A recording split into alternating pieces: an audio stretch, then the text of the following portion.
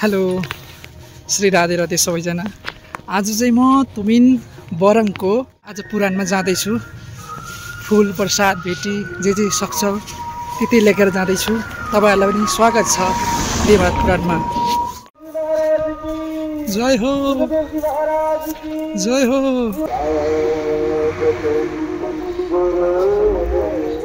स्वागतम गुरुदेव स्वागतम गुरुदेव स्वागतम गुरुदेव। म चाहिँ अब तुमिन कमलको मन्दिरको पुराणमा आइपुगेको छु है। तपाईहरुलाई पनि भगवानको पुराण बाणी सुन्नमा स्वागत छ। पकाउको नखाने व्यवस्था शास्त्रले पनि गरेको छ। मन्त्र प्राप्त नगरेकाले मन्त्र प्राप्त गरिसकेपछि मन्त्र भनेको चाहिँ के हो त भन्दाखेरि मननाथ मनन गर्दाखेरि त्रायते रक्षा गर्दछ। मनन गर्दाखेरि चिन्तन गर्दाखेरि जुन तत्त्वले रक्षा गर्दछ त्यो तत्त्वको नाम हो मन्त्र। पुरुष वर्गले पनि बिहानै उठेर यदि आफ्नो केही मिलेन अनुशासन दैनिक भने आफ्नो जहाँ बसिएको हुन्छ त्यहीनेरि भगवानलाई अन्तरात्मामा ध्यान गरेर 10 पल्ट 11 पल्ट केही चाहिँदैन कर्मलाद्वारा गायत्री जप गर्ने। स्त्री वर्गले पनि 10 पल्ट 11 पल्ट प्राप्त भएका मन्त्रहरूलाई जप्ने अनि पृथ्वीलाई पनि ध्यान गर्ने। आफ्नो हातको दर्शन गरेर यी कर्म गर्ने हातहरू पनि बलिया हुन् र मेरो जति पनि नराम्रा कृत्यहरू छन् ती सबै नाश बनेर जाउन् भनेर बिहानै उठेर हामी यस प्रकारका अनुशासन परक कर्महरू संस्कार परक कर्महरू गर्ने गर्छौं। यी पनि धर्म अन्तर्गत आउनुहुन्छ। प्रेमले भन्नुहोस् न भक्तवत्सल भगवानको। हामीले 3टा धर्म बुझिसकेका छौं।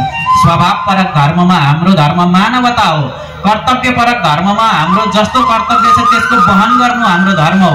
पन्थ परक धर्ममा विभिन्न संस्कार आचारलाई विचार गरेर मन्त्रद्वारा आफूलाई अगाडि बढाउनु यो हाम्रो कर्तव्य र पन्थ परक धर्म भयो। अनि साधना पद्धति परक धर्म पनि हुन्छ कसैको। म त बडो धार्मिक व्यक्ति हुँ किनभने म चाहिँ साधना यज्ञ साधना गर्छु भनेर कसैले गायत्रीको साधना गर्नुहुन्छ, कसैले शिव साधना, कसैले विष्णु साधना, कसैले गणेश साधना, कसैले देवी साधना, कसैले सूर्य साधना। यसरी हाम्रो सनातन पन्थ अन्तर्गत पनि विभिन्न साधना पद्धतिहरू रहेका छन्। पञ्चदेवताको पूजा गर्ने हाम्रो सनातन पन्थ हो भने पञ्चदेवताहरूको आफ्नो आफ्नो एउटा साधना पद्धति पनि छ। शिवको आफ्नै साधना र यो कोही पनि साधना पद्धतिमा हुनुहुन्छ र धर्म अगाडि बढाउँदै हुनुहुन्छ भने ती हाम्रा साधना पद्धति परक धर्म र यी 4 प्रकारले हामीले धर्मलाई वहन गर्ने गर्दछौं र त्यही कुरा यहाँ भन्नुभएको छ। अब हामीले पुराण ग्रन्थहरू प्राप्त गरेका छौं। पुराण ग्रन्थहरू के हुन् त भन्ने पनि हाम्रोमा शंका आउँछ। हेर्नुहोस् है, हाम्रोमा पुराण ग्रन्थ मात्र हुनुहुन्न। हामीलाई त कतिलाई थाहा नै छैन। हाम्रामा 4 वेदहरू हुनुहुन्छ। समितिले हेर्नुहोस् त 4 वेद ल्याएर हाम्रो समाजको कल्याणको लागि यसका लागि पनि सबैले ताली बजाएर स्वागत गर्नुपर्ने हुन्छ।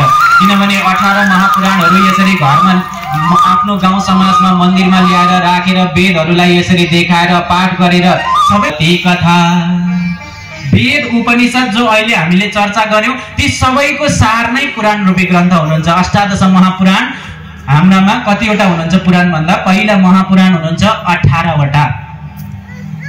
18 महापुराण अनि तिनै 18 महापुराणका सहायक हुनुहुन्छ 18 उपपुराण र तिनै 18 उपपुराणका फेरि सहायक हुनुहुन्छ 18 औपपुराण।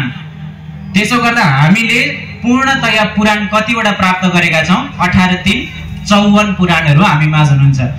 प्रेमले भन्नुहोस् न भक्तवत्सल भगवानको। हामीले